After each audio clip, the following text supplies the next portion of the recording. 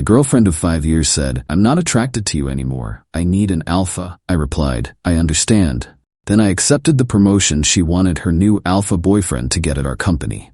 When she saw me in the corner office, her face went pale as she realized I was now her new boss. My girlfriend of 5 years, Tina, ended our relationship last Tuesday. We lived together, so she had the decency to do it face to face, but that's the only decency she showed. She sat me down on the sofa in the living room of the house I own and gave me a speech that she had clearly been rehearsing.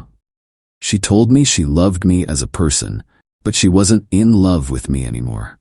She said that she had been feeling for a while that something was missing, and then she delivered the killer line. "I'm just not attracted to you anymore, David," she said, looking at me with a sort of clinical pity. "I've realized I need a real alpha, someone who takes charge, a true leader." The insult was so direct, so condescending, that I didn't even feel anger at first. It was just clarifying. I've always been a quiet person. I'm not the loudest guy in the room. I don't brag. I don't feel the need to dominate conversations. I lead by example through competence. I solve problems. I build things that work. I had always thought she understood and valued that about me. Clearly, I was wrong. She saw my quiet confidence as weakness. I didn't argue with her. I didn't get defensive. I just looked at her and waited for the other shoe to drop, because I knew there was more. She took my silence as an invitation to continue.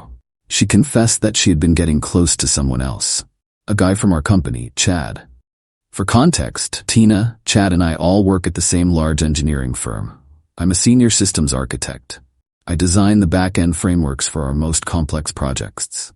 Tina is a project manager, so we work in adjacent spheres. And Chad is a senior sales strategist. He's exactly the kind of guy you'd picture when you hear the word alpha used unironically. He's loud, overtly confident, wears flashy suits, and is great at giving slick presentations. He's all charisma. The substance, however, has always seemed questionable to me. Tina went on and on about Chad's ambition and his unstoppable drive. And then she revealed the real core of it.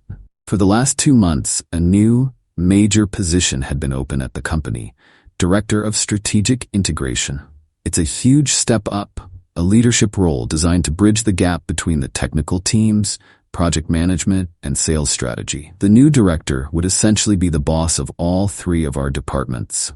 Tina told me, with a smug sense of excitement, that Chad was the leading candidate. She admitted she'd been helping him craft his proposals, feeding him inside information from the project management side to make his pitch look stronger. She was completely invested in his success. She saw him getting this job as their launchpad. They were going to be the new power couple of the office. As she was telling me all this, I just sat there, and when she was finally done, after she had thoroughly laid out why I was no longer adequate for her, I looked at her and said, in a perfectly level voice, "I understand." She seemed a little surprised by my lack of emotion, but she took it as acceptance. She said she would need a week or 2 to find a new place. I just nodded. Here's what she did not know. While she and Chad were plotting his rise, senior management had been having serious doubts about him. They saw what I saw. A lot of flash, but not a lot of depth. His strategies looked good on a PowerPoint slide, but they often ignored critical technical limitations, which my team would then have to scramble to fix. Because of this, about a month ago, the senior vice president, a man named Marcus, had quietly approached me. He told me that while I wasn't the obvious choice from a sales perspective, I was the only candidate who truly understood how all the pieces of the company actually fit together. He said the company needed a leader who could deliver results, not just promises. He offered me the director position. I was hesitant. I enjoy the hands-on work. I'm an architect, a builder. I was not sure I wanted to get into senior management and politics. I told Marcus I needed some time to consider it. I didn't mention it to Tina because our relationship was already feeling strained, and I didn't want to add a complex work dynamic to the mix. My hesitation, my desire to think things through logically, was the very thing she saw as a lack of ambition. But after her speech, after she called me weak and paraded her new alpha in front of me, all my hesitation vanished. Turning down the promotion now would validate her entire twisted narrative. Accepting it was the only move I had left. It was no longer about career progression. It was about self-respect. The next morning, I walked into Marcus's office. He looked up, surprised to see me. "David," he said, "what's on your mind?" "Marcus," I replied, "I've considered your offer. If it's still on the table, I accept." A huge smile of relief spread across his face. "That's the best news I've heard all month," he said, shaking my hand firmly. "We were hoping you'd come around. The official announcement will go out in a company-wide email on Monday morning. Welcome aboard, Director." I spent the rest of the day in a state of calm focus. When I got home, Tina was there, already packing some of her things. She was humming. She told me she was going to have a celebratory dinner with Chad on Monday night after the big announcement. She even had the audacity to pat my shoulder and say, "Don't worry, David. I've already spoken to Chad. Once he's director, he's going to make sure you're assigned to some of the most important new projects. He really values your technical skills." I just looked at her and nodded. "That's thoughtful of you," I said. "This weekend is quiet. I've moved her things from the master bedroom into the guest room. She thinks it's just me needing space. She is blissfully unaware of the email that is scheduled to hit the entire company's inbox at 9 o'clock on Monday morning. She thinks she's hitching her wagon to a rising star. She has no idea she's about to be introduced to her new boss." Update 1. Monday morning arrived with a strange sense of inevitability. The atmosphere in the house was thick with a tense, awkward silence. Tina, however, seemed to be floating on a cloud of smug satisfaction. She was more talkative than she had been in months, going on about the celebratory dinner she and Chad had planned for that evening. As we were getting ready for work, she stood in the doorway of the bathroom while I was shaving and gave me a piece of unsolicited advice. "You know, David," she started, her tone dripping with fake concern. "You're a great architect, probably the best in the company, but you just don't have that leadership spark. You should really learn from Chad. Watch how he commands a room. It might help you in the long run." I just rinsed my razor, wiped my face, and looked at her in the mirror. "I'll keep that in mind," I said. We drove to the office in separate cars, a routine we had started a few weeks ago as the distance between us grew. I got to my desk at 8:30, cleared out a few old files, and prepared for the day. Tina was at her workstation, chatting excitedly on the phone, no doubt with Chad. At exactly 9 a.m., a new email notification popped up on my screen. It did on everyone's. The subject line was simple: Announcement, New Director of Strategic Integration. I didn't open it. I didn't need to. Instead, I watched Tina. I saw her click open the email, her face alight with triumphant expectation. I saw her eyes scan the first line, and then I watched as every ounce of color drained from her face.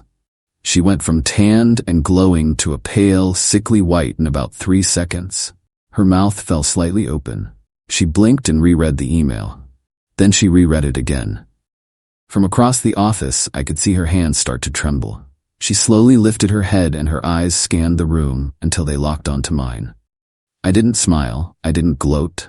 I just held her gaze with a perfectly neutral expression. The sight of me, calm and already back to work, seemed to be what broke her trance. She shot up from her chair and marched towards my desk. Several heads turned to watch her. She was moving with so much force that she was practically vibrating with rage. She stopped in front of my desk, her fists clenched. "What is this?" she hissed, her voice low and shaking. "This is some kind of joke, right? How did you do this? You stole this from him." Her voice was rising in volume, and she was causing a scene. People were openly staring now. This was the moment. This was where the new dynamic would be forged. I slowly stood up, looking down at her as she was a few inches shorter than me. I kept my voice quiet, forcing her to lean in slightly to hear me, a subtle power move. "Tina," I said calmly, "this is neither the time nor the place for this conversation. My door is always open, but I expect you to conduct yourself professionally. We have a project status meeting scheduled for 10 o'clock. I'll see you in the main conference room then. We can discuss your concerns about the project pipeline at that time." The color returned to her face in a hot, angry flush. She was speechless. She had come over to confront her ex-boyfriend, the man she had just deemed a weakling. She was now being addressed as a subordinate by her new boss.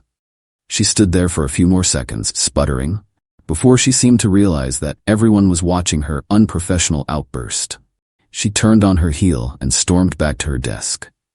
Across the building, I could only imagine the meltdown Chad was having. His entire strategy, his entire identity at the company, was built on bravado and the perception of being the next in line. Now, he didn't just lose the promotion, he lost it to me. That evening, the confrontation at the house was exactly what I expected. She was waiting for me when I walked in the door. She accused me of being a manipulative, vindictive snake. She said I had planned this all along to humiliate her. I let her vent until she ran out of steam. When she was finished, I finally spoke. I didn't do this to you, Tina. I did this for myself. You made it very clear what you value in a partner. You said you wanted an alpha, a leader, someone who takes charge. You made your choice based on your perception of strength. It seems you just backed the wrong horse. I walked past her and went to the kitchen to get a glass of water.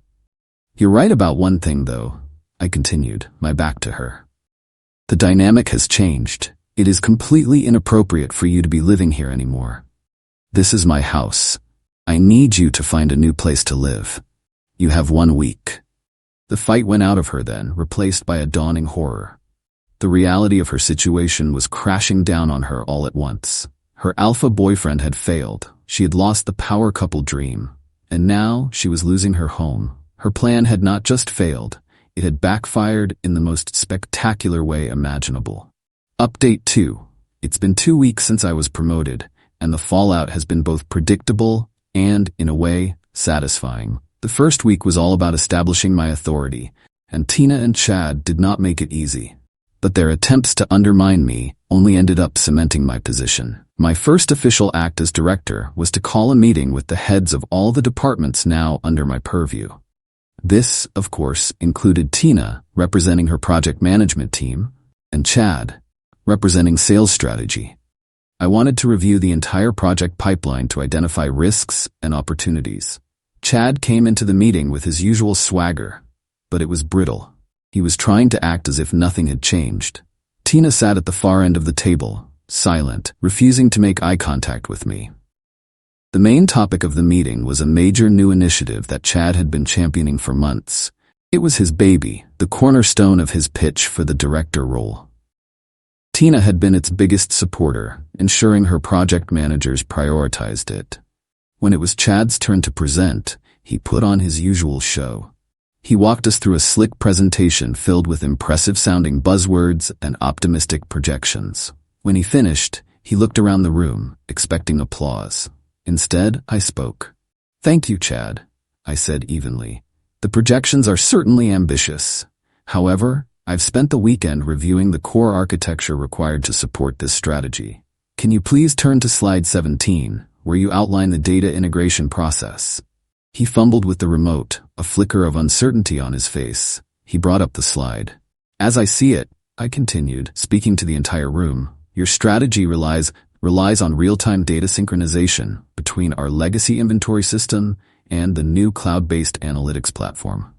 However, the legacy system's API has a hard query limit of 1,000 requests per hour. Your plan, as outlined here, would require a minimum of 10,000 requests per hour during peak business times. The system as it currently exists cannot support this. It will fail." I wasn't aggressive. I just stated facts. I presented data. I laid out the core flaw in his entire strategy, a flaw that anyone with deep technical knowledge would have seen, but which he, in his sales-focused world, had completely ignored. The room was silent. Chad's face went red. He had no answer. He stammered something about his technical consultants assuring him it would work. "Then your consultants were wrong," I said simply. "We need to shelve this initiative pending a complete architectural review. I want a viable plan on my desk in 2 weeks, not a PowerPoint deck. Tina, please have your team deprioritize all resources allocated to this project and move them to the Phoenix project, effective immediately." Tina just nodded, her face pale. She had to sit there and publicly dismantle the very project she had championed, the one that was supposed to be her and Chad's ticket to the top. In one 10-minute exchange, I had exposed Chad's incompetence and reasserted control over the company's direction, all by simply doing my job. Their next move was to try and rally support. Tina began complaining to her work friends, people she used to have lunch with, about how awkward and uncomfortable I was making things. She heavily implied that I was creating a hostile work environment, using my new position to punish her for our breakup. It backfired spectacularly. The people in our company, especially on the technical side, value competence above all else. They had all seen Chad's flashy presentations and had all been forced to deal with the messy reality of his flawed plans. They respected my work. They saw me kill a bad project and save the company millions in wasted resources. They didn't see a vindictive ex-boyfriend. They saw a competent leader cleaning house. Tina's complaints just made her look unprofessional and petty. Then came the truly dirty trick. Defeated professionally, they decided to try and attack my reputation. One of my old projects, a complex software update I had personally architected, was in its final deployment phase. Late one night last week, someone went into the system and altered a critical line of code. It was a subtle change, one that wouldn't cause an immediate crash, but would create a serious data corruption issue about a week down the line. It was designed to make it look like I had left a ticking time bomb in the system right before my promotion. It was a direct attempt to make me look incompetent to senior management. It was a clumsy, desperate move. The next morning, during a routine check, I immediately noticed the anomaly in the code. It wasn't my work. The logic was sloppy. I didn't panic. I didn't even mention it to anyone at first. Instead, I went directly to our company's cybersecurity logs. Every single change, every single login is tracked and timestamped. It took me less than an hour to find it. The unauthorized change was made at 10:47 p.m. the previous night. It was logged under a set of temporary administrative credentials, and the IP address from which the login occurred was traced directly to a workstation on the 4th floor. Chad's workstation. I now had concrete, undeniable proof of direct corporate sabotage. He wasn't just incompetent, he was a liability. And I had him. Final update: it has been 3 months since my promotion, and the final pieces of this chapter have fallen into place. The story of Chad and Tina at our company is officially over. After discovering the evidence of sabotage, I did not confront Chad or Tina directly. That would have been messy and unprofessional. Instead, I acted like the director they accused me of not being. I compiled my evidence, the cybersecurity logs showing the IP address, the timestamp of the unauthorized change, the original code versus the altered code, and a brief, factual summary of the potential damage it would have caused. Then, I scheduled a meeting with my boss, Marcus, and the head of human resources. I laid out the evidence, calmly and objectively. I didn't frame it as a personal issue. I framed it as a serious and deliberate breach of corporate security and professional conduct. I told them, an employee in a senior role actively tried to sabotage a critical company project. This represents a massive risk to our business. The reaction was exactly what you would expect from a major corporation facing a clear insider threat. HR launched a full formal investigation immediately. Given the digital evidence, it was an open and shut case. Chad was called into a meeting with HR and legal. He apparently tried to deny it at first, but when they presented him with the logs tracing the action directly to his workstation at a time when security footage showed him in the building, his story fell apart. He was terminated for cause, effective immediately. He was escorted from the building by security, carrying his belongings in a cardboard box. Being fired for gross misconduct is a black mark on a career, one that is very difficult to recover from. The investigation naturally led to Tina. While there was no direct proof that she participated in the sabotage, her known relationship with Chad, her public outburst on the day of my promotion, and her complaints to colleagues about me creating a hostile environment painted a very clear picture. She was found to be a part of a pattern of unprofessional behavior that was contributing to a toxic work atmosphere. She wasn't fired, but her fate was almost worse. She was given a final written warning and was laterally transferred to a different division, a bureaucratic backwater of the company that handles legacy accounts. Her project manager title remained, but the projects were meaningless. Her career progression at the company was permanently stalled. She was professionally isolated, working a dead-end job, stripped of any influence or prestige. The power couple was finished. Chad was unemployed and disgraced. Tina was sidelined and humiliated. The grapevine, as always, filled in the rest. Chad is reportedly still struggling to find a new position. The story of why he left our company has, of course, made the rounds in our industry. Tina lasted another month in her new role before she quietly resigned. She couldn't handle the daily humiliation of her demotion or the looks from former colleagues who knew the whole story. The last I heard, she had moved out of the city. As for me, I'm thriving. My department is running more efficiently than ever. We've successfully launched 2 major projects, and the team morale is high. The respect I get from my colleagues is earned not through loud talk or empty charisma, but through steady leadership and proven results. My work speaks for itself. Looking back, Tina was right about one thing. She said she needed an alpha, but her idea of what that meant was completely wrong. She was drawn to the loudest, flashiest peacock in the room, mistaking his bravado for strength.